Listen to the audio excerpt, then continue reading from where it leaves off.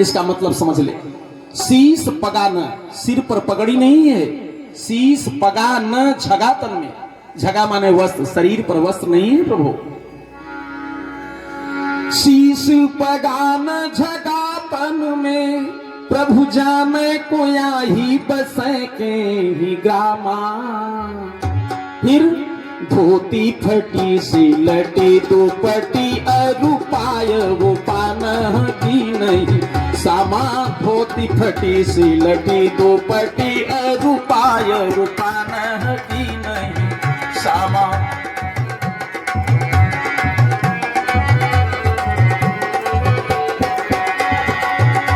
क्या कहता है द्वारपाल? बात समझ में आ रही कि नहीं? स्पष्ट आवाज जा रही कि नहीं? फिर आप लोग ताली क्यों नहीं बजाते हैं? धोती फटी सी लटे दुपटी, अरुपाय वो पान की नहीं सामा। धोती फटे से लटे दुपटी, अरु। क्या बताता है द्वारपाल कि प्रभु शीश पगा न, सिर पर पगड़ी नहीं है, न झगा तन में, शरीर पर सिले वस्त्र नहीं है। कहा और कहा कहां बसता है ये तो नहीं मालूम है, लेकिन धोती फटी सी लटी दुपटी, धोती जो पहन रखा है प्रभु, हमेशा प्रतीत होता है कि धोती फटी। जो धोती पहन रहा है पहनते पहनते लगता है फट गई रही होगी।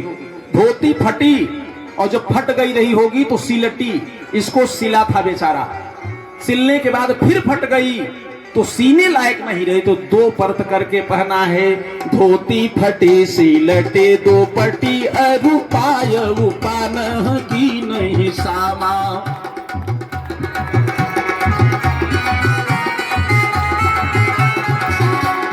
द्वार खड़े होती जब दुर्बल देखी,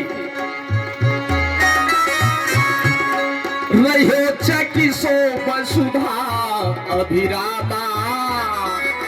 और पूछत दीन दयाल को धाम, बतावत आपन नाम सुदामा। पूछत दीन दयाल को धाम, पूछत दीन दयाल को धाम, बतावत आपन नाम सुदामा। जैसे सुदामा नाम सुनते हैं आनंद कंद भगवान श्री कृष्णचंद्र कारण करुणा पर डाले 16 फीट ऊपर से छलांग लगाकर सीधे दौड़ देते हैं। कहीं पीतांबरी गिरती है प्रेमी सज्जनों, कहीं उनका छत्र गिरता है, खड़ाऊ भी छोड़ देते हैं। लोगों को आश्चर्य लगा कि अभी तक तो बड़े बड़े मनीषी अमलात्मा विमलात्मा आते रहे, लेकिन प्रभु इतनी तेजी से दौड़ नहीं लगाए। कारण क्या है? कौन ऐसा अवधूत, कौन ऐसा महापुरुष आ गया है कि स्वयं द्वारिकाधीश स्वयं दौड़ लगा रहे हैं? भगवान श्री कृष्ण दौड़ते हुए कई महलों के बाद अंतिम द्वार पे पहुंचते हैं प्रेमी सज्जनों, जहां द्वार सुदामा जी महाराज खड़े होते हैं और दौड़ करके हृदय से लगा लेते हैं। बोलिए भक्तवत्सल भगवान की। भगवान श्री कृष्ण सुदामा के गले लगाकर लग करके और दोनों मित्र आपस में रुदन करते हैं। रुदन करते करते संतों का ऐसा भाव है कि और भक्त और भगवान के बीच में केवल पर्दा ही, ये वस्त्र ही कारण बनता है। ये जो वासना का पर्दा है यही परमात्मा को दूरी बना देता है। जैसे हमारे आंखों के अति सन्निकट हमारी पलकें हैं, हम पलकों संसार को तो देख लेते हैं लेकिन पलकों को नहीं देख पाते, उसी प्रकार से परमात्मा हमारे अति सन्निकट है प्रेमी सज्जनों। लेकिन वासना के पर्दा होने के कारण हम परमात्मा को देख नहीं पाते। भगवान श्री कृष्ण कहते हैं भक्त और भगवान के मिलन में ये जो दुपट्टा है ये बीच में रहेगा तो भक्त और भगवान के बीच में दूरी बनी रहेगी, इसलिए उस दुपट्टा को भी गिरा देते हैं। पकड़ के रुदन करते हुए दोनों मित्र आज मिलते हैं जीवन के अंतिम क्षण में, ले आकर के उस 16 फीट ऊपर सिंहासन पर बैठाते हैं और स्वयं उस लेवल में बैठते हैं कि सुदामा जी के चरण हमारे सर के बराबर हो। स्वयं नीचे बैठ जाते हैं, चरणों को पकड़ करके। सारे दरबारी देखने लगे कि अवधूत वेशधारी ये गरीब ब्राह्मण कौन सा ऐसा पुण्य किया था कि आज इसको सिंहासन पर बैठा करके करुणा निधान स्वयं द्वारिकाधीश नीचे बैठे।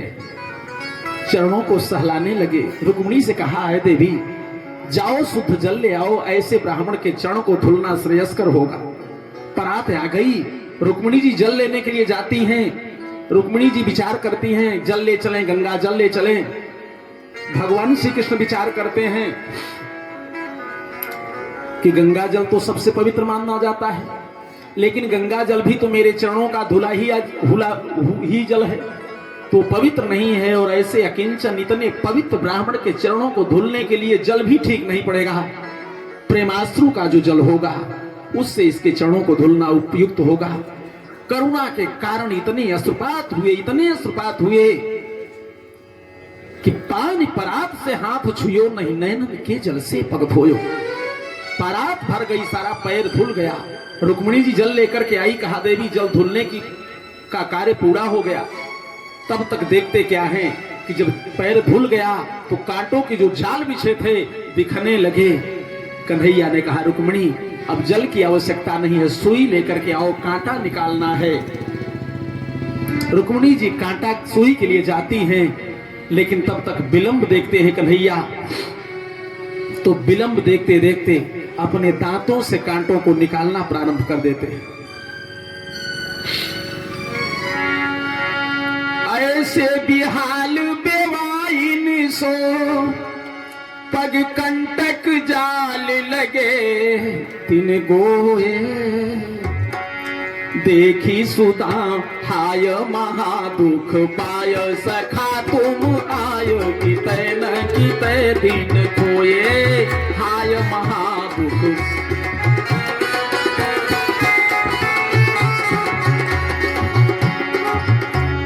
देखी सुदामा की दीन दशा, करुणा करके करुणा निधि रोए, और पानी परात से हाथ छुयो नहीं, नैनन के जल से पग धोए, पानी परात से हाथ छुयो नहीं।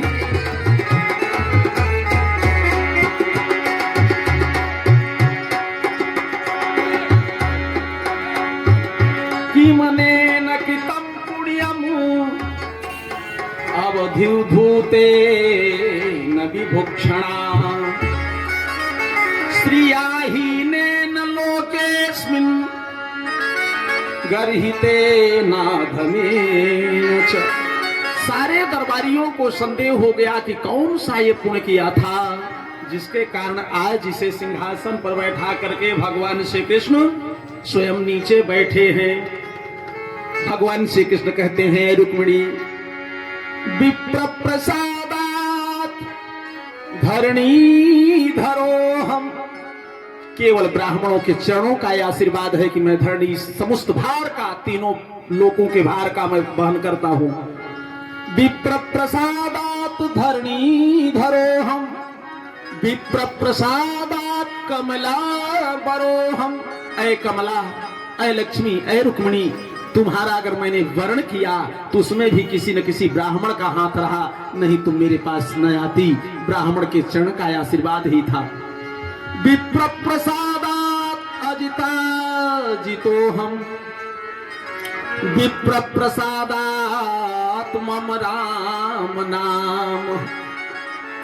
और जो मेरा नाम श्याम और राम पड़ा है ये केवल ब्राह्मणों के चरण का प्रभाव है, प्रसाद है। सारी देवियां शांत। अब कुछ समय व्यतीत हुआ, भगवान कृष्ण को लगा कि सुदामा जी को संकोच लग रहा है। कन्हैया सुदामा जी को रुक्मिणी के भवन में ले गए। आपस में जैसे मित्र मिलते हैं, दोनों मित्र आपस में चर्चाएं करते हैं। इसके बाद भगवान श्री कृष्ण सब कुछ पूछ लेते हैं। कहा भैया विवाह किया? सुदामा जी ने कहा हाँ भैया। कहा भाभी का नाम? कहा सुशीला। कहा बच्चे? कहा 4 बच्चे। कहा क्यों रे सुदामा भैया, विवाह किया और निमंत्रण नहीं दिया? सुदामा जी लज्जित हुए। कहा भैया मैं पत्र नहीं दे पाया। अब भगवान कृष्ण से पूछने लगे क्यों रे भैया, कन्हैया तुमने विवाह किया? कन्हैया ने कहा हाँ भैया। कहा भाभी का नाम क्या है? कहा मेरी भाभी तो दूर थी, आपसे पूछना पड़ा, लेकिन आपकी भाभी तो नजदीक हैं, आप बुलाए देता हूं, आप पूछ लीजिए। अब कन्हैया ने आदेश दिया, सब लाइन में खड़ी हो गई। रुक्मिणी, जामवंती, सत्यभामा, सत्राविंदा, मित्रविंदा, लक्ष्मणा, सारी देवियां आकर के 8, 10, 100, 500, 1000, 2000, 5000 तक पहुंची। अभी तक दोनों हाथों को उठाकर अखंड सौभाग्यवती भव, पुत्रवती भव, कल्याणवती भव। भैया ये कौन? ये भी आपकी भाभी। इनका नाम पूछते गए। 1000 तक तो दोनों हाथ उठा रहा। इसके बाद हाथ दर्द करने लगा, भव भव कहने लगे। कहा भी कितना है? कहा भी तो 1000 हुई है। कहा भी कितना है? कहा 15108 है, भी बाकी है, कुल 16108 की संख्या है।